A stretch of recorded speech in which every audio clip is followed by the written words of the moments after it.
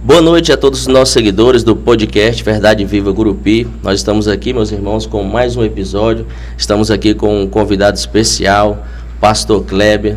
Agora nós vamos estar passando para ele estar se apresentando.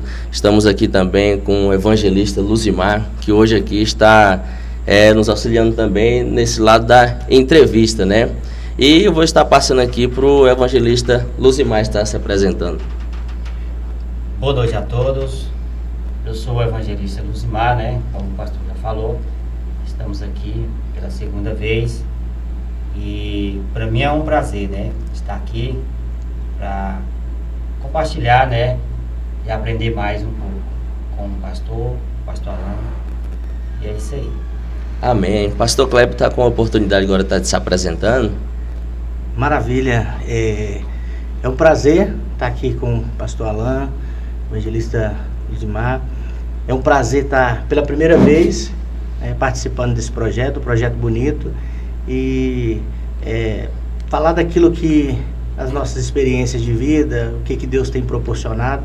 Então é muito gratificante participar com vocês desse projeto. Amém, pastor. Pastor, sempre no início, quando nós trazemos aqui, principalmente convidados evangélicos, cristãos, nós gostamos de perguntar como que foi esse encontro com o Senhor Jesus. E eu queria que o senhor compartilhasse com nós. Pastor Alan, já faz 16 anos. 16 anos, quando tudo aconteceu, eu estava... pouco tempo antes, eu estava morando fora. Morei um período fora do Brasil. Fui congregar numa igreja em Barcelona. E o pastor orava comigo. E quando ele orava, ele profetizava sobre a minha vida. E falava de um ministério. Falava que me via de terno e gravata, ministrando a palavra. E passou pouco tempo, quando eu cheguei aqui, passaram 2 meses e meio, e fui ali na pastora Zélia, e quando eu me dei conta, eu já estava levantando a mão e aceitando a Jesus como meu único e suficiente Salvador. Isso já fazem 16 anos. Estamos aí nessa caminhada. Era fora do Brasil? Isso. Quando eu estive lá foi quando profetizaram. Morei uns 6 anos fora, né, trabalhando, né, migrei ali por 6 anos, e quando eu estava ali, o pastor Domício, do Rio de Janeiro, do Ministério de Madureira, ele profetizou na minha vida, e quando ele profetizaram na minha vida, quando eu regresso, foi poucos meses. Quando eu cheguei, já Deus começa a trabalhar a promessa dele na minha vida. Eu fui para o Evangelho, aceitei Jesus, né, como eu falei com a pastora Zélia, e de lá para cá vem caminhando nesse projeto. Se cumprindo, né? Se cumprindo. É verdade. E quando o senhor chegou aqui na cidade de Gurupi, o senhor deu continuidade no ministério? Isso. Na verdade, foi aqui que eu aceitei Jesus. Lá eu só recebi uma profecia. A profecia. Recebeu a profecia. Que Deus teria um ministério. E aqui, quando eu chego aqui, eu tomo a decisão de aceitar Jesus e iniciar a caminhada cristã. O senhor vem de uma família evangélica, católica? Eu venho de uma família católica. Família católica, né? Então... Meus pais, eu fui criado num lar católico. E hoje, já quase todos são evangélicos. Eu vim primeiro, né? Aceitei a Cristo primeiro. Passaram-se alguns anos, veio a irmã Keila, que é hoje pastora Keila, esposa do pastor Alonso, lá que dirige a igreja do Jardim Boulevard, é minha irmã. O irmão Cleito, que hoje congrega na Matriz, né? Homem de Deus também. E meu pai faleceu, como eu te falei, amanhã faz um mês, e morreu em Cristo. E a minha mãe no catolicismo, ainda hoje católica. Ainda hoje católica. Isso. Mas é isso aí, a minha história vem de um lar católico. Um lar católico, recebeu uma profecia fora do Brasil. Isso. Aí quando veio aqui para Gurupi, aceitou o Senhor Jesus na pastora Zélia. Na pastora Zélia. E eu tenho até que... Eu sempre falo isso, sobre a gratidão. Eu tenho uma dívida de gratidão com o Ministério de Madureira impagável, porque foi onde eu conheci Cristo. Eu não conhecia do Evangelho. O Ministério de Madureira, com a pastora Zélia, no início me abraçou, e desde então tive vários pastores, e foi ali que eu fui discipulado, fui doutrinado, e sou grato. Eterna dívida de gratidão com Madureira, porque é um ministério que me abraçou, e quando saí Deus falara sobre o projeto do ministério, que a gente vai falar sobre isso. Fui abençoado, pastor Baltazar me abençoou, saí na direção de Deus, então a minha palavra é gratidão ao Ministério de Madureira. É interessante, pastor Alan, ressaltar que, independente de ministério, né, pastor? Eu, quando início da minha fé, né, eu orei a Deus para que Ele pudesse me orientar a respeito de ministério. Qual era o ministério que Ele queria que eu seguisse. Interessante, pastor Alan e pastor Kleber, que foi várias denominações na minha casa. Eu segui, me acompanharam vários segmentos religiosos. E até que Deus, Ele colocou no meu coração de seguir o ministério de Madureira. Sem dúvida é um ministério, né, excelente, um ministério que, né, a própria estrutura, o que Deus tem feito nesse ministério ao longo dos mais de 100 anos, nada acontece por acaso. Então a gente precisa, eu creio que a gente precisa ser grato, a gente precisa reconhecer, né, aquilo que nos é feito, que nos é beneficiado. Então é aquilo que eu falara, eu tenho esse sentimento no meu coração de gratidão. E quanto ao ministério, assim, lá na Bíblia a gente não vai encontrar nenhuma denominação X que vai para o céu. É aqueles que fazem a vontade de Cristo, né? O evangelho genuíno, que ganha almas, que se preocupa com almas. Então, independente da placa, da denominação, eu creio que é fazer a vontade de Cristo, né? É verdade. Pastor, e quando o senhor foi assim, ter esse encontro com o Senhor Jesus, como que era a vida do senhor antes? Na verdade, as pessoas que me conhecem sabem que foi um grande trabalhar de Deus, né? Como eu não venho de uma família cristã, então a minha infância e a minha adolescência foi distante do Senhor, porque não conhecia a palavra, completamente leigo relacionada ao Evangelho. E quando eu sentei com a pastora Zélia, que ela perguntou para mim, você sabe o que é o Evangelho? Eu falei, não tenho ideia. E ela começou a me explicar sobre Mateus, sobre Marcos, sobre Lucas, e até me disse assim, você vai estudar o Evangelho de João, a vida de Jesus Cristo. E eu comecei a estudar e conhecer Jesus. Então, assim, pelo fato de a minha vida no passado ter sido distante do Senhor, a transformação foi muito grande. Né? Tive no mundo, no pecado, né? Na desobediência, porque quando a gente não conhece Cristo, não tem, né, outro meio. Você vai, esse mundo ele não tem nada para oferecer. Nada. O senhor falou algo aí interessante, pastor, que eu acho que falta muito nos dias de hoje, na maioria das pessoas, é a gratidão, né? A gratidão é algo que falta muito nas pessoas. Eu vou perguntar para o senhor agorinha, assim, qual um dos pontos que o senhor acha mais difícil em ser pastor. Eu sei que quando alguma pessoa vai agradecer a gente, porque a gente somos servos de Cristo, né? E quando alguma pessoa vai agradecer a gente sempre fala assim, não, irmão, glória a Deus, né? A gente sempre exalta o nome de Deus. Só que a gratidão é algo que fortalece o ministério também e é uma confirmação, né? Quando alguém agradece, a gente acha muito bom. E essa geração é uma das gerações que eu sempre vejo que é uma geração onde o povo é muito ingrato, né? É verdade. Se você for olhar por esse viés, você acaba se revoltando e parando no meio da caminhada. É verdade. Porque às vezes pessoas que você paga um preço, você ora com elas, você ajuda, você abraça, você chora com elas, e passa alguns dias, as pessoas viram as costas e te abandonam, às vezes falam mal de ti, te criticam. Então, assim, eu creio que se você não tiver o chamado, se não for escolhido por Deus para desenvolver o ministério, você acaba se decepcionando, acaba se contaminando o coração, né? Então você tem que estar bem centrado no que é o Evangelho. E aí a gente vai para a vida de Jesus Cristo, você vê que foi tudo isso. Foi rejeição, foi perseguição, foi traições. E ele manteve sempre, né? E quando voltamos para a palavra, pastor Alain, o próprio Evangelho vai falar, no Evangelho de Lucas 25, né, sobre a parábola do bom samaritano. Ele fez aquela caridade ali, né? E hoje é difícil, pastor, para a gente ver essas atitudes, né? Assim. Hoje em dia as pessoas se preocupam muito consigo mesmo. né? As pessoas querem estar bem, as pessoas querem, né, estar com sua vida resolvida, mas a questão, o grande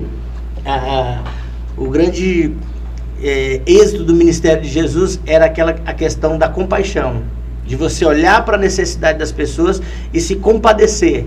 E está faltando isso hoje, né? Você sofrer com a dor do outro.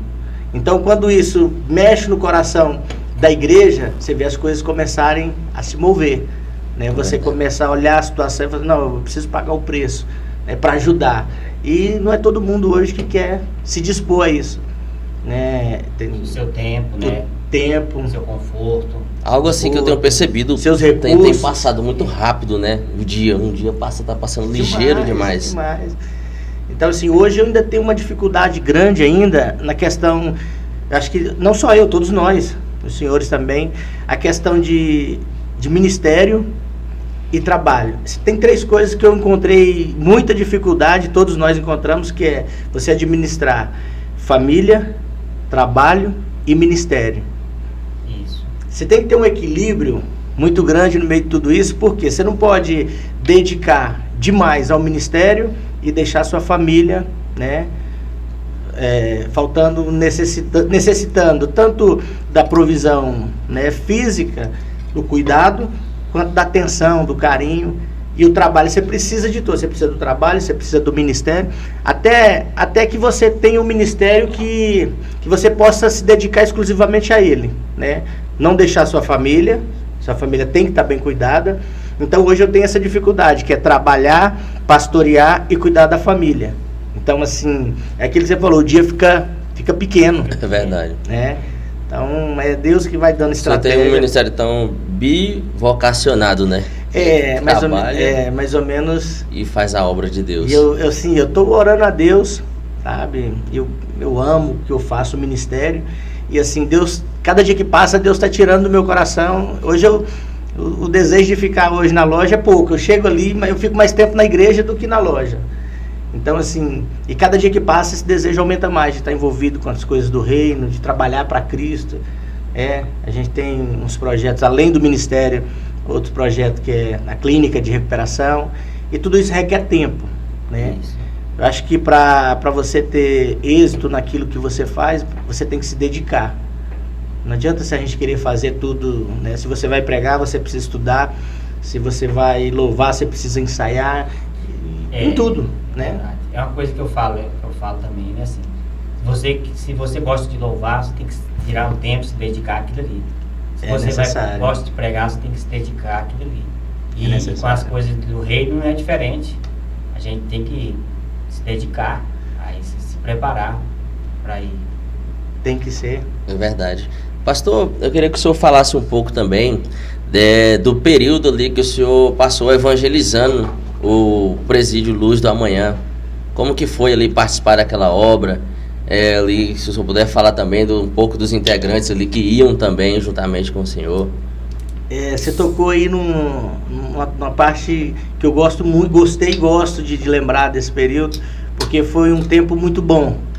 Inclusive eu tenho no meu coração o desejo de voltar, levantar uma equipe para trabalhar a forma que vocês trabalham, e Deus já até falou comigo acerca disso aí, preparar obreiros para a gente fazer essa obra. Foram 6 anos com o pastor Domingo.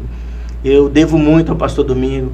Pensa num pastor, todos vocês conhecem, é um figuraça, aquela paciência, o conhecimento. Então me ensinou muito o pastor Domingos. Foram 6 anos fazendo a obra ali no presídio, e eu falo para vocês, o culto que eu jamais senti a presença do Senhor na minha vida foi dentro de uma cela, dentro do presídio. Eu não esqueço. Eu sou maravilhado com Jesus, porque assim, ele não quer saber de lugares, de mega templos, de pessoas bem tratadas. Não. O culto que eu mais senti a presença do Senhor foi dentro de uma cela com 17 presos e os obreiros fazendo a obra do Senhor. Deus manifestou a glória dele naquele lugar de forma tão tremenda que eu nunca vou esquecer.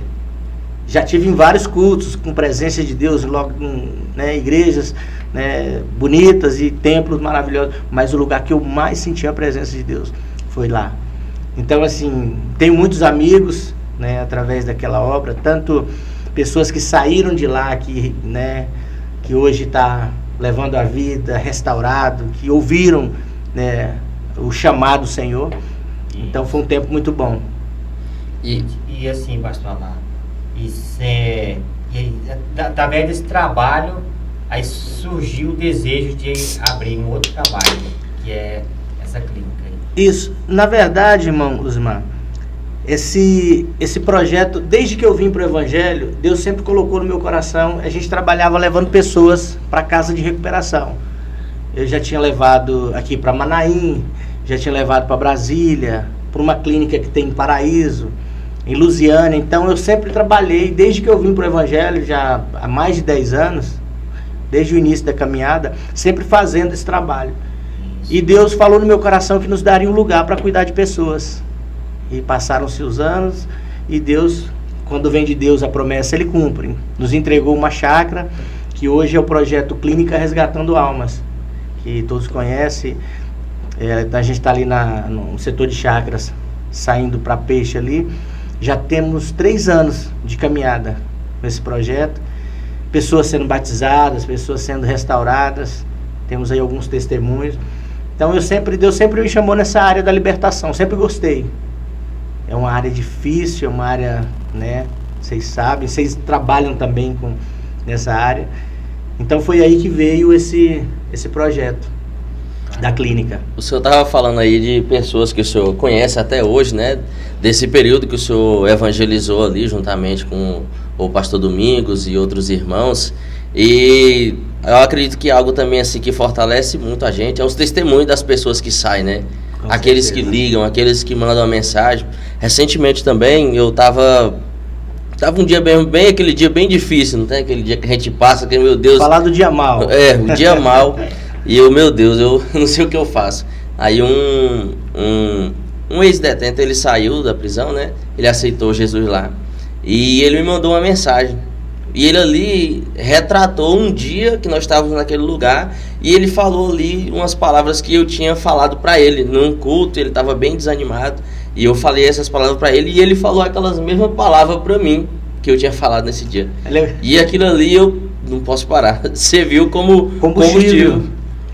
O trocadilho de Deus é interessante, né? Ele te usa para evangelizar ele, aí você tá num dia mal, aí Deus vai lá e usa ele para te fazer lembrar que você é um veículo de levar pessoas a Deus. Então a gente às vezes, você vê um testemunho desse, você se renova, você fala, não, vale a pena. Eu não posso baixar a cabeça e continuar. E essas pessoas que saem e eles falam, né, ali, aí eles têm uma gratidão, eles agradecem por aquele momento, aquele dia daquilo ali, ou de um trabalho realizado, aquilo ali fortalece demais. E eu me lembro que nesse dia eu estava até ali na minha mãe, ali conversando com ela, minha mãe, ela que orou por mim mais de 8 anos orando pela minha libertação, e ela é uma pessoa que tudo que eu vou fazer, eu converso com ela. E nesse dia eu estava ali buscando forças ali, estava buscando em Deus, né? A gente sabe que o Espírito Santo que fortalece a gente. E eu estava ali na minha mãe, que orou por mim durante mais de 8 anos ali, para Deus me libertar das drogas e das coisas erradas. E sempre eu vou lá nela. E na hora que eu estava nela, essa mensagem chegou. Já tinha a palavra da minha mãe, tinha Deus. E quando eu vi essa mensagem, eu falei, não, é mais um combustível para continuar. Mexe com a gente, né? Você vê... Isso, e falando nisso, pegando um gancho aqui, pastor, eu já me inspirei também. O pastor Alain, quando ele estava com trabalho na rua, entregando marmita, visitando, na feira, e teve uns dias também que eu já estava pensando em estacionar.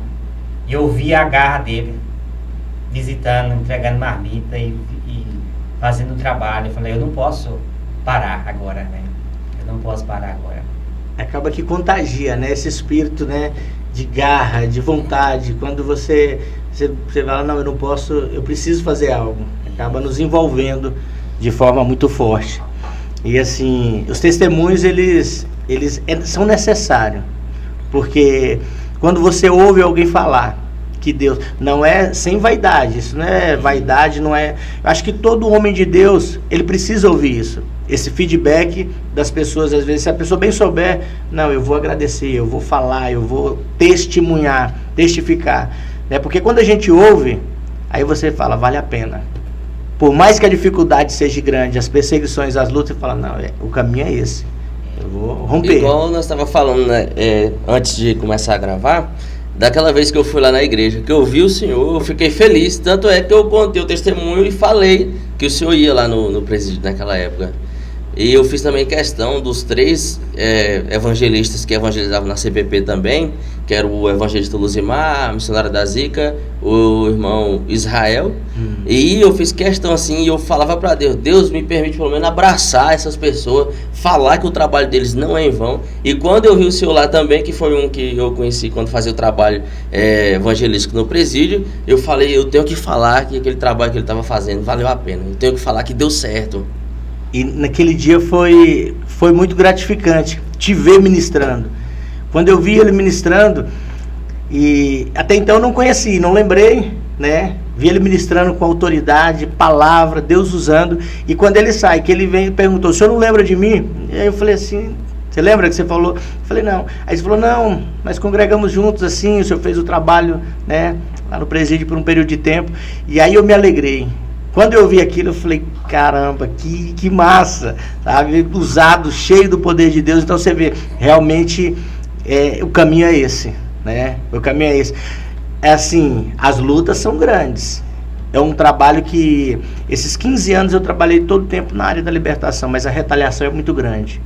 Família, finanças, ministério.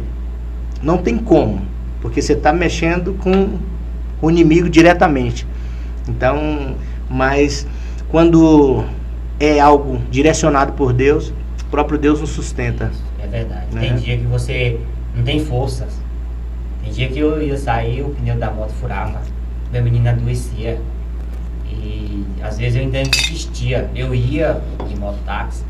Naquele dia, 8, 10 almas se rendiam aos pés do Senhor. Se eu falando aí, eu me lembro de uma certa feita. Eu estava indo para o presídio. Aí eu estava sem carro, passei uma crise financeira que eu estava sem carro, eu estava sem nada, eu estava com a motinha bis. Aí peguei a caixa de som, amarrei na garupa da moto, peguei ali uma liga, amarrei e fui pro presídio. Aquela estrada estava muito ruim, cheia de costela de vaca, e eu ia ali, caia aqui, ia acolá, e aquela poeira. E quando eu voltei, algo tão simples, mas a forma que Deus falou no meu coração foi muito forte. Quando eu voltei, tinha uma máquina, uma Patrol, aplanando a estrada. Quando eu fui era costela de vaca. Quando eu voltei a máquina estava aplanando a estrada. Aí Deus falava no meu coração, tá vendo que eu aplano os caminhos? Eu cuido de ti. E eu voltei chorando, maravilhado com aquela experiência. Porque assim, a dificuldade, a estrada ruim, as dificuldades. E quando eu voltei a máquina trabalhando e a estrada planinha. E Deus falou, tá vendo? Sou eu que aplano teus caminhos. Eu que cuido de ti. E aí eu comecei a chorar ali em cima da moto. Isso é maravilhoso. Quantas vezes o Senhor tem surpreendido, né? Nos surpreendido com a ação dele. Pastor, o senhor falou sobre a casa de recuperação e assim, foi algo que foi acontecendo. Foi acontecendo, no caso. Isso. O senhor já tinha obra lá de evangelismo no presídio, fazia algumas missões, até que chegou na casa de recuperação. De recuperação. Isso já, como eu falei, há mais de 10 anos a gente já faz esse trabalho, levando pessoas, cuidando, e Deus já havia falado na promessa de nos dar esse lugar para cuidar. Então, quando eu estava no Ministério de Madureira ainda, e comecei esse projeto, eu estava congregando em Madureira, e Deus nos entregou o projeto. E nós ficamos ali por 1 ano e meio, mais ou menos, quase 2 anos, e Deus começou a direcionar, a usar pessoas e dizer que nos entregaria um ministério. Deus usou um pastor, ele chegou dentro do meu trabalho e disse assim, Deus está me mandando dizer que teu tempo é chegado onde você está levantando teus pés e está te entregando um ministério, um povo para você cuidar. E aí, falei, isso é forte, imagina, porque uma coisa é você estar sendo pastoreado, né? Você ter toda uma cobertura, e outra coisa é você iniciar um projeto, né, de um ministério. Tem muitos ministérios sendo abertos que às vezes Deus não está direcionando, às vezes é vaidade, às vezes é desobediência, começa de uma desavença, de uma briga, de uma insatisfação. Então assim, eu fiquei assim, se for de Deus vai acontecer. Cheguei e chamei a minha esposa. Quando esse pastor me falou isso dentro da loja, eu peguei ele, coloquei dentro do carro e falei, vamos lá em casa, você vai falar para minha esposa. O que você me falou, você fala para ela, porque o ministério é nós dois. E aí cheguei lá e falei, fala para ela. Aí ele falou, Deus me mostrava assim, tá entregando o ministério para vocês. Entregou o recado, eu falei, beleza. Aí voltei com ele. Cheguei no final da tarde e perguntei para minha esposa, e aí, o que você acha? Ela falou, não, Deus não falou nada comigo não. Eu falei, então vamos ficar quieto. Por quê? Porque se o ministério tiver no coração só de um, o coração do esposo não tiver da esposa, vai ser difícil desse projeto prosperar. Porque a Bíblia diz que nós somos uma só carne. Não é isso? E aí continuei esperando, fomos orar. Mas na verdade Deus já havia falado no meu coração antes desse pastor chegar. E eu já havia falado para ela. Ela falou, você está ficando doido. Eu falei, não, vamos, se for a vontade de Deus, vai acontecer. Aí passaram-se alguns dias, eu estou no trabalho, aí veio um casal de pastores. Foi comprar um pneu lá na loja, estouraram um pneu na estrada, rodaram a cidade toda, foi para onde? Lá no meu trabalho. Ela estava grávida, pastora, eu achei interessante isso. E ela lá, eu atendendo o pastor, eles são lá da Lagoa da Confusão, pastora Vanessa, pastor Adriano, bênção de Deus. E aí ela nos chamou para orar. Nunca tínhamos visto eles. E Deus tomou ela e disse assim, Deus está mandando te dizer que está te entregando o ministério. E falou até da casa de recuperação que ela nem sabia. Aí minha esposa começou a chorar. Aí ela viu Deus. Aí foi onde Deus confirmou no coração dela. E aí passaram um pouco tempo, menos de um ano, nós estávamos inaugurando a Igreja Evangélica Resgatando Almas. E estamos aí há 1 ano e alguma coisa fazendo a obra do Senhor. Glória a Deus. Pastor, Maravilha. no caso lá, a pessoa que quer se internar na casa, como é que funciona? Pastor, esse projeto, ele é um projeto ainda, está engatinhando. Nós temos 3 anos.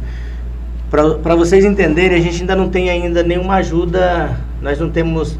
Agora saiu a nossa utilidade pública, mas a gente ainda não tem recursos, nem do município, nem do estado. Então a gente vive de doações. Só que a gente não cobra internação. As pessoas não pagam, elas têm alimentação, têm, né, moradia. A gente leva eles para o CAPS, para fazer o acompanhamento, psicólogo, psiquiatra. A gente recorre aos medicamentos do município. O que o município não consegue oferecer, a gente recorre às famílias, porque a gente não tem essa estrutura financeira ainda. Então, acontece dessa forma. Então, o que é necessário para internar hoje na Clínica Resgatando Alma? A pessoa precisa querer ser liberta. Porque o processo de libertação, o primeiro passo é a pessoa se conscientizar que necessita de uma libertação. É o primeiro passo. Então, lá é aberto, lá não fica, né, fechado, não é compulsório. Então, é a pessoa querer. E, claro, hoje a gente não está tendo vaga, porque a demanda é muito grande.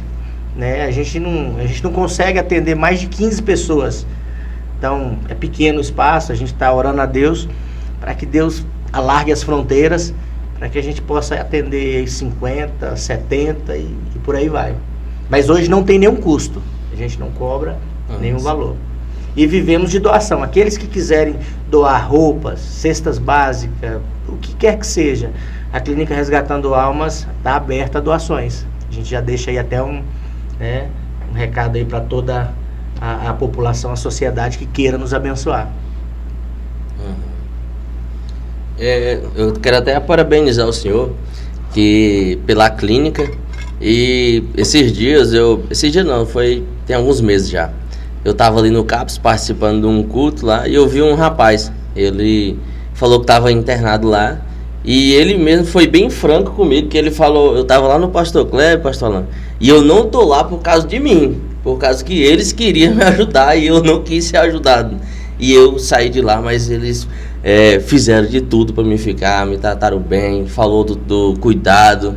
E ele elogiou o senhor bastante. Eu falei, irmão, gostei dessa sua gratidão. É bom, né, você ouvir essa verdade, né? Porque muitas vezes não querem enquadrar nas normas da casa, não querem obedecer e terminam às vezes denegrindo a imagem, dizendo coisas, né, inverdades. Mas quando acontece isso aí é gratificante, porque a gente faz de tudo para que a pessoa queira ficar. A gente conversa, a gente tenta, mas é aquilo que a gente falou, tem que querer. Tem que se disponibilizar. Eu já encaminhei várias pessoas, pastor, para clínicas. Até lá em Porto Nacional eu já levei já. Mas é igual a gente tá falando, né? Ele não quis ficar lá.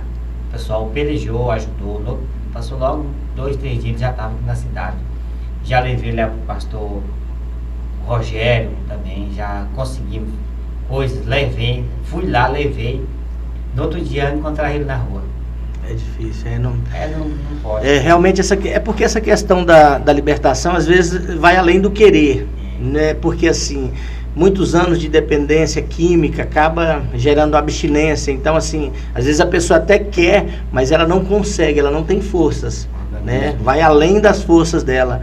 Então a gente, em vez que fica realmente às vezes com pena de algumas pessoas que às vezes tentam e não consegue. O nosso sonho hoje é a gente conseguir uma estrutura, né, para receber essas pessoas, ter atendimento médico ali dentro, atendimento odontológico, atendimento na parte de advocacia, que muitos têm problemas, né, que precisam do acompanhamento jurídico. Então o sonho nosso é esse, é montar essa estrutura, né? Deus é o dono da obra, Ele é o dono do ouro e da prata, e a gente está esperando aí a cada dia as coisas irem acontecendo. Pastor, um dos maiores desafios assim que o senhor enfrenta hoje na casa de recuperação, qual seria? São inúmeros, na verdade os desafios são inúmeros, mas hoje o maior desafio é a questão financeira hoje. A questão financeira. Convênios, são verbas, porque assim, dói muito a pessoa te procurar. Domingo, por exemplo, chegou uma pessoa na igreja, chegou com as malas, chegou ali, uma pessoa precisando ser abraçada, falou, conheci o projeto, eu preciso de ajuda, e você não poder abraçar, eu não tenho vaga, sabe? Então isso dói, às vezes dói na gente, você falar, cara, hoje eu não posso, porque a gente não tem como te receber, não tem espaço, não tem alojamento. Então, hoje um dos maiores problemas é a parte financeira. Esse apoio financeiro, ele abriria muita porta, né? Muitas mais pessoas seriam alcançadas. É um dos grandes problemas. E outro problema também acontece muito das pessoas desacreditarem dessas pessoas. A sociedade em si. Porque nós, como sociedade, às vezes nós cobramos muito. Só que às vezes, as pessoas até dentro da igreja, às vezes têm dificuldade de sentar do lado de uma pessoa que às vezes por ela estar mal vestida, às vezes por ela estar mal cheiroso. Então assim, é um dos grandes desafios também, a sociedade entender que essas pessoas são como nós, que para Deus não tem diferença, né? Outra coisa também, até mesmo no nosso trabalho, no evangelismo, né, pastor? Tem alguns irmãos que mas eles têm um certo receio de se aproximar das pessoas que ali se encontram. Eu vou contar um testemunho aqui, pastor Alain. Uma vez a gente entrou, né, no pavilhão, e o rapaz abriu a cela, e os irmãos que estavam com nós, eles recuaram. Eles ficaram assim, com certo medo, né? Aí o rapaz fechou a cela, né? E aí eu falei pra ele que aquele dia ia ser um dia diferente, que ele ia participar do culto ali com nós, ali fora. Aí eu dei um abraço naquele rapaz, pastor, e aí ele, naquele momento, ele se emocionou ali e falou que fazia muitos anos que não tinha ganhado um abraço daquele, como aquele. Você vê, né? Ou seja, um gesto, um simples gesto, muda toda a situação. Esse trabalho, você pode observar, a grande maioria, quando a gente conversa com essas pessoas, tanto na clínica de recuperação, quanto esse trabalho que fazemos no presídio, e esse que vocês fazem na CPP, são pessoas feridas, são pessoas que vêm de uma estrutura familiar, que já passaram por situações diversas. Então o que elas estão querendo? Elas estão pedindo, elas estão gritando por socorro. Você pode ver que são pessoas que vêm de pais divorciados, sofreram alguma situação na infância, a maior parte. Então assim, tem algo por trás. Só que a sociedade ela só consegue ver aqui, olhar e julgar. Não, está vivendo essa situação. Mas não sabe o histórico dessa pessoa. Não sabe o que ela passou na infância. Não sabe os traumas, as feridas que levaram essa pessoa a essa situação. Então, quando você olha com essa visão, aí você se desarma. Você abre o coração e você fala, não, eu preciso abraçar.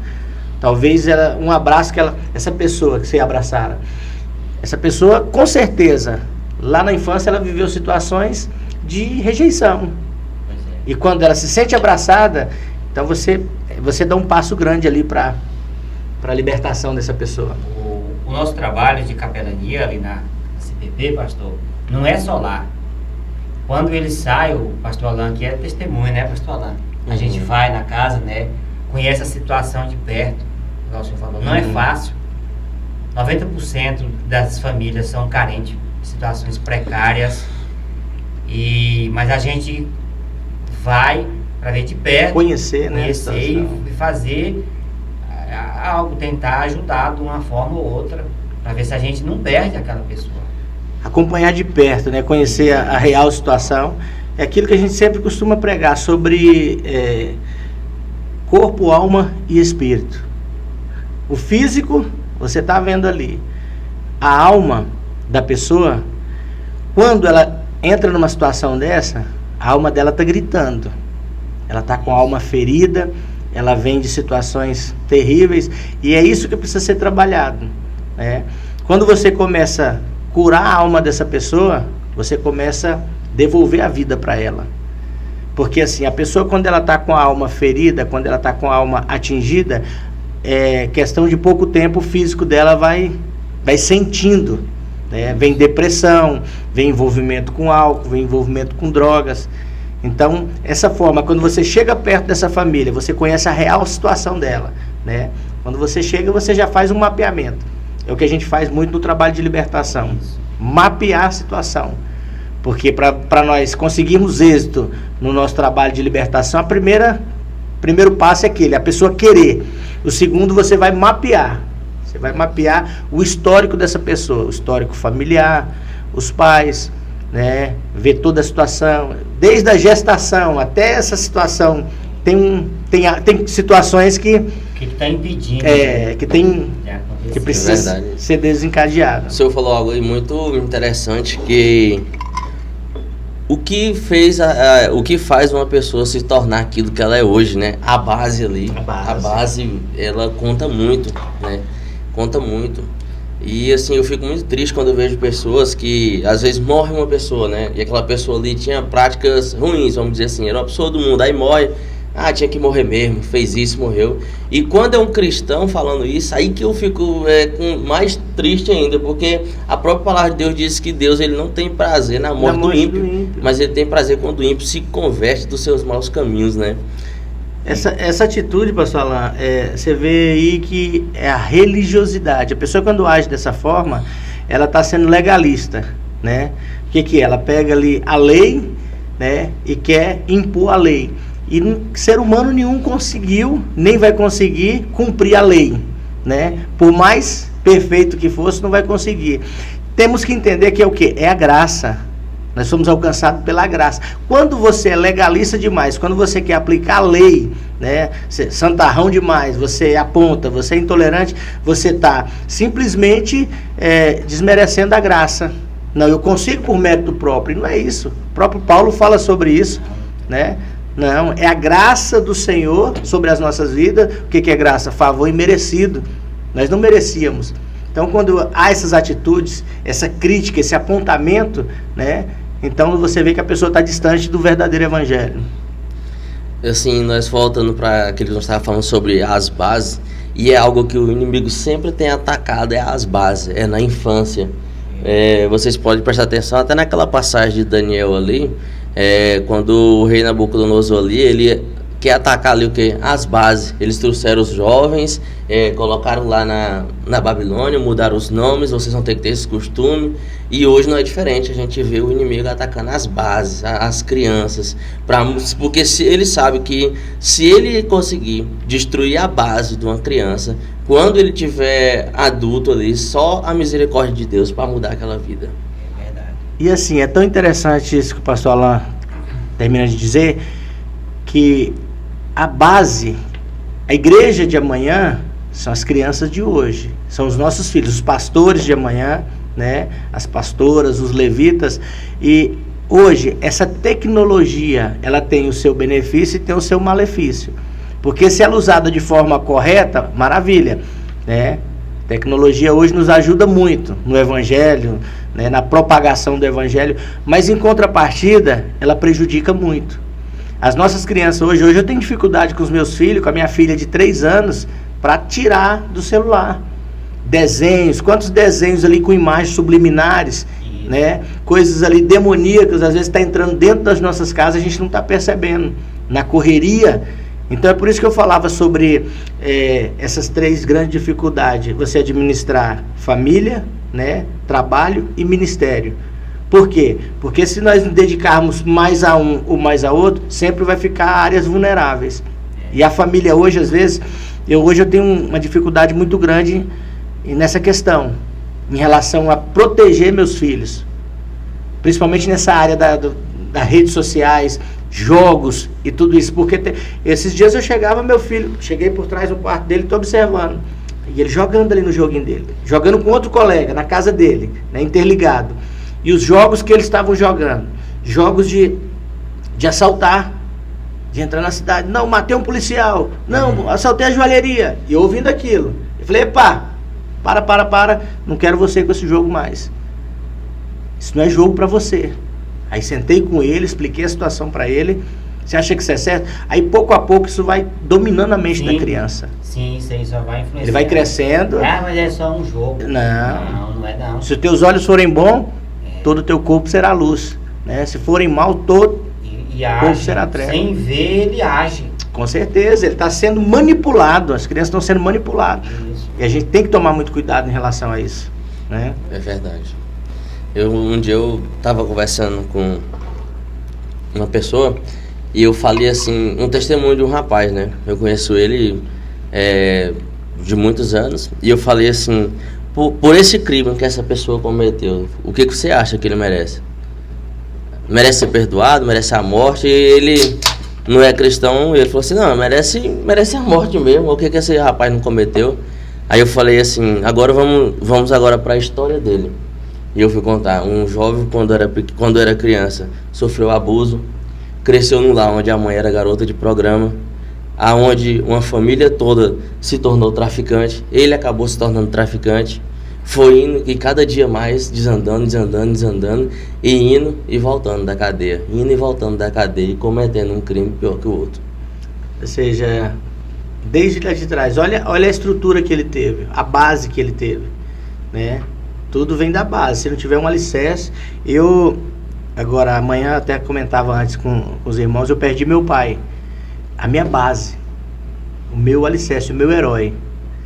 Perdi meu pai, mas meu pai ele veio para o evangelho, agora eu ganhei ele para Cristo, né? Nós ganhamos, eu e os meus irmãos, né? Vindo para o evangelho, ele se converteu do catolicismo para o evangelho, mas toda a vida nos ensinou o caminho certo. Sempre foi um homem reto, um homem íntegro, né? Um bom pai, um bom filho, um bom cidadão. Então, quando você tem essa estrutura, né? Você pode até errar, mas você erra com conhecimento de causa. Então, isso vai fazer muita diferença hoje, nos dias de hoje. Querendo ou não, é um exemplo, né? Exemplo, com certeza. E por mais que existam pessoas que até criticam a igreja, mas nós como cristãos, e boa parte das pessoas também que não tem assim, vamos dizer, uma fé cristã, as pessoas reconhecem o trabalho da igreja. E uma pessoa que passou por isso, igual a gente vê muitos em prisões, em casas de recuperação, somente ali a igreja para transformar, né? O poder de Deus ali que opera na igreja para transformar a vida dessas pessoas. Quantas pessoas ali, pastor, que a gente trabalha ali, coisas impossíveis aos olhos humanos, Deus transforma, muda, né? O trabalhar do Espírito Santo, quando o Espírito Santo entra na vida de um homem, tudo muda, né? Ou seja, o temperamento, a gente vê Pedro, né? Um homem sanguíneo, um homem que, né, temperamental, E quando ele é impactado pelo Espírito Santo de Deus, a transformação na vida daquele homem, em uma pregação, mais de 3.000 almas se rendem aos pés do Senhor. Um cara que teve dificuldade, né, de obedecer. Eu acho interessante, eu preguei sobre isso no domingo, e quando Jesus, a pesca maravilhosa, que ele chega ali, Lucas capítulo 5, e muitos barcos, e ele escolhe justamente o barco de Pedro. Eu quero entrar no teu barco. O mais problemático, né? O mais temperamental, o mais brigão. Jesus, o que me encanta no ministério de Jesus é essa ótica dele. Olha o time que Jesus escolhe. Escolhe Pedro, temperamental, brigão, sanguíneo, problemático. Escolhe João, bipolar, ao mesmo tempo que é o cara do amor, né? Ele é o cara que quer orar e descer fogo do céu e queimar o povo, todo mundo, né? Então, assim, Tomé, né? Paranoico. Então, assim, olha para Jesus. Jesus escolhe o time que ele escolheu. Então, ele escolhe só o melhor de todos eles, dos 12, era Judas. O mais culto, mais equilibrado, mais infiel. Então Jesus, assim, ele escolhe, né, os piores para estar com ele, mas ele transforma aquelas pessoas. Andar com Jesus Cristo, quando a gente abre o coração para ele, né, assim foi nas nossas vidas, e ele vai trabalhando, é aquilo que você falou, não tem como não haver mudança. Não tem como. Já tive uma oportunidade de ouvir um grande líder religioso aqui do Tocantins, num culto. Ele disse que foi fazer uma consulta com um médico que olha no olho e vê o problema da pessoa, a enfermidade que ele tem. E esse líder religioso falou, que o médico falou assim para ele: rapaz, você é cínico, com essa voz mansa aí, aí você já foi muito mal. Aí ele concordou com o médico, falou assim: realmente o senhor está certo, mas hoje eu sou transformado com o Espírito Santo de Deus. Ele faz a obra, né? Você tem razão, isso é o velho homem, né? É verdade.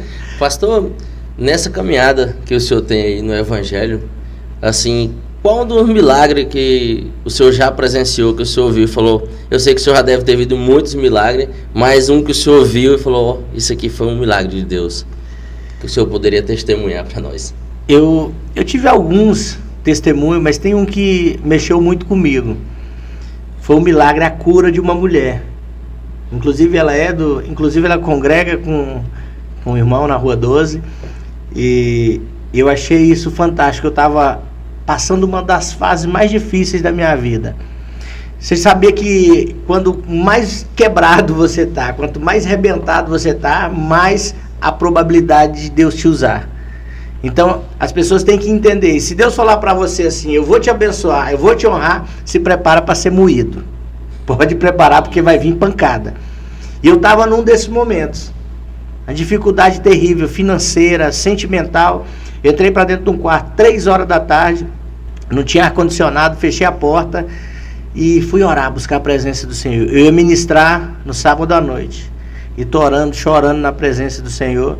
E o Espírito Santo falou no meu coração assim, eu vou curar uma mulher hoje. Mas nítido. Vocês são homens de Deus, vocês sabem quando o Espírito Santo fala. Eu vou curar uma mulher hoje. Eu falei, curar do que, Senhor? Aí o Senhor falou assim, cauterização. E aí eu fiquei com aquela palavra, cauterização. Aí o Senhor me mostrava uma visão que eu pedia para uma outra mulher colocar a mão no ventre dessa mulher e orar por ela. E eu entendi, fui para a igreja à noite, comecei a ministrar, pastor Geusivan, no Industrial, grande homem de Deus, devo muito a ele também, me deu muita oportunidade no meu ministério, pastor Geusivan, pastora Anacleia, e estava ministrando ali, igreja de Madureira, no setor industrial, e quando eu estava no meio da ministração, eu disse, Deus falou ao meu coração que hoje vai curar uma mulher, e disse, a palavra que o Espírito Santo me falara é cauterização. Deus está visitando hoje. Quando eu olho, a mulher desce do púlpito, ela estava sentada no púlpito, desce chorando. Aí desceu. Assim como Deus mostrara, eu chamei a pastora impunha as mãos sobre ela, orávamos. E depois ela falou assim, na época presbítero, ela falou, presbítero, para aumentar a sua fé, eu estou passando por um tratamento de câncer, já fiz uma cauterização, tal dia eu estou indo para Palmas fazer outra. E eu falei, recebe porque Deus está te curando. E foi fenomenal, sabe? Foi lindo aquilo lá, que passou alguns dias, os dias se passaram, ela me manda uma gravação da TV Anhanguera, ela em Palmas, recebendo o alta do tratamento de câncer, irmã Egna. E foi maravilhoso isso, marcou meu ministério. Foi um dos grandes milagres, foi Deus visitando, curando o útero dela, o câncer no útero, e é um testemunho, por onde ela anda, ela fala desse testemunho. Então foi um dos grandes milagres que eu presenciei de Jesus no nosso ministério. Maravilha. É bom falar de milagre. É bom. É verdade, milagre é sempre bom. É gostoso de... E toda a honra e toda a glória é dada ao Senhor. Nós somos veículos que Deus usa. Jesus, ele chamou os apóstolos, os discípulos, né? Os apóstolos, não, os discípulos, ele falou que nós ia ter autoridade, né? Isso é bíblico, né? Ter autoridade para curar os enfermos, né? Isso aí que o irmão fala, o Zimar fala, eu fiquei maravilhado com Lucas 10:19. Quando eu li aquele versículo, aquilo impactou meu coração de forma tremenda. Eu vos darei poder para curar enfermos e expulsar demônios. Aquilo inculcou tanto na minha mente que eu falei, se o Senhor falou para mim que vai fazer, pronto, eu recebo. E aquilo entrou no meu coração de uma forma e flechou. Aí, claro, aí você vai ter que buscar de que forma isso vai acontecer. Aí você tem que começar a renunciar, você tem que buscar, você tem que jejuar, você tem que pagar um preço, né? Claro, não é porque isso acontece... Não, é porque a Bíblia diz que tem demônios, caça de demônios que só caem por terra com jejum e com oração. Então... Uma certa feita, pastor, ali na CPP, a gente orando, né? E Deus me mostra, eu tenho esse dom de ver. Eu orando, eu vou e volto e o Espírito Santo me mostra aquele lá. Aí eu vou e chamo, oro, e o Espírito Santo opera um milagre, ou cura, faz alguma coisa. Aí quando eu saí lá fora, um irmão me perguntou, né, me questionou, como é que você sabe, irmão, que é? Falei, olha, irmão, eu não sei. Eu só sei que o Espírito Santo me mostra, mas eu não sei te explicar. É só quem vive isso, são coisas muito particulares isso aí. Não tem... Aí eu falei, eu não sei, irmão, mas eu só sei que quando é a hora, ele me mostra e opera o milagre, né? Equilibrada, né? De forma... Cada um tem um dom, né, pastor? Cada um Deus usa de uma forma. E assim, a gente tem que aprender... Uma coisa que eu aprendi é respeitar a chamada de cada um, né? Você tem que respeitar. Cada um Deus usa de uma forma, né? Você olha para os discípulos ali, cada um tinha uma personalidade, cada um tinha uma forma. Então Deus, com cada um ele vai trabalhar de uma forma. Olha só, são 5 dedos. Nenhum é igual. Cada um é diferente. Né? Então, assim, a gente precisa respeitar a forma que Deus quer fazer. É verdade. Pastor, nós já estamos quase chegando nos finalmente. E antes de chegar nesse finalmente, nós sempre abrimos o espaço para o convidado deixar uma mensagem para as futuras gerações. Pode ser uma mensagem bíblica, pode ser um conselho do pastor Kleber, tá? E nós abrimos esse espaço para o senhor deixar essa mensagem que o senhor quiser deixar. Maravilha. De antemão eu quero agradecer, né, o pastor Alain, a nosso evangelista, irmão Luzimar, que está aqui conosco, a oportunidade de estar com vocês, né, nesse projeto. E assim, o que eu quero deixar é aquilo que eu fico maravilhado com Salomão. Salomão, ele escreve, né, alguns livros na Bíblia, e quando ele escreve cantares, o que eu fico maravilhado com Salomão é que ele é muito jovem. Ele escreve cantares, ele fala de amor, de picardia, de desejo, né? E aqueles elogios à sunamita. Só que quando você vê Salomão já em Provérbios, você vê um cara já equilibrado. Você vê um cara maduro, já dando conselhos, né? Já dando conselho para filhos, para pais, de um modo geral. E quando você olha para Salomão já lá em Eclesiastes, no final da vida, ele já viveu, passou a fase, né, adolescente, jovem, chega na fase mediana, maduro, aconselhando, né, em Provérbios, e lá em Eclesiastes, já no final da vida, ele tem algumas falas de Salomão que eu fico maravilhado, né? Quando ele fala, Eclesiastes no capítulo 12, ele diz assim: lembra-te do teu Criador nos tempos da tua mocidade, antes que te cheguem os dias nos quais venha a dizer, não tenho contentamento. Então assim, Essa juventude, o conselho que eu quero deixar hoje: ei, busca o Senhor. Esse mundo aí essa vaidade, essas oportunidades, esses pratos que tem aí hoje, não vale a pena. Isso é transitório. Isso quem fala é o homem mais sábio de todos os tempos e o homem mais próspero que já pisou na terra. Para ele falar isso, falar com propriedade, né? Então, quando ele chega lá no final da vida, ele diz: vaidade, vaidade de vaidade, tudo é vaidade. É verdade. Capítulo 3, ele diz assim: há tempo para todo propósito. Se nós procurarmos viver tudo dentro do tempo do Senhor, porque quando somos jovens, né, são muitos sonhos, muitos desejos, muitos projetos, mas pouca maturidade, pouca experiência, e às vezes acabamos tomando decisões erradas. Então essa juventude aí que está, né, aí com os hormônios à flor da pele, então busca no Senhor, busca a resposta, busca a direção do Espírito Santo, que com certeza serão prósperos e abençoados. Amém. Amém. Vamos agora para as considerações finais. O evangelista Lusimar está com oportunidade. Depois o pastor Kleber. Concordando com a fala do pastor, né? Isso. Nós temos que aproveitar a oportunidade, o tempo. Porque logo o tempo passa, né, pastor? E hoje o tempo está muito rápido. E o que a gente tem para fazer, que façamos com amor, né? Com garra. E se der alguma coisa para fazer, que faça bem feito. E primeiramente busca a Deus, né? Sabedoria, busca viver uma vida tranquila de paz, porque o mundo que nós estamos vivendo hoje não tem nada de bom para oferecer. Quero agradecer aqui a oportunidade também do pastor Alain. E eu quero agradecer por tudo. E qualquer coisa, estamos por aqui. É isso aí. Maravilha. Pastor Alain, é aquilo que a gente já tinha falado, é gratidão, né, por estarmos aqui participando desse projeto. E é isso aí que a gente fala.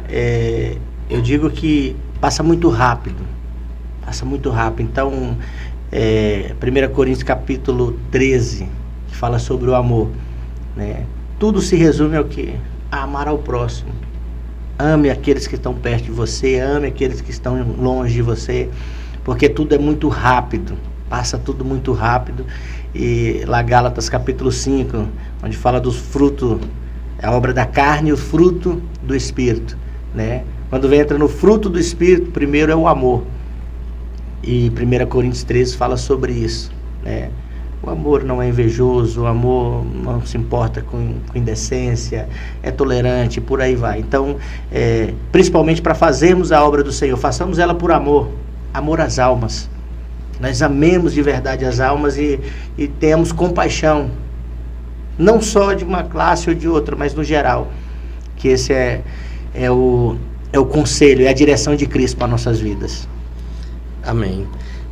Quero aqui agradecer ao evangelista Lusimar por ter aceito aí o convite para estar participando desse podcast hoje.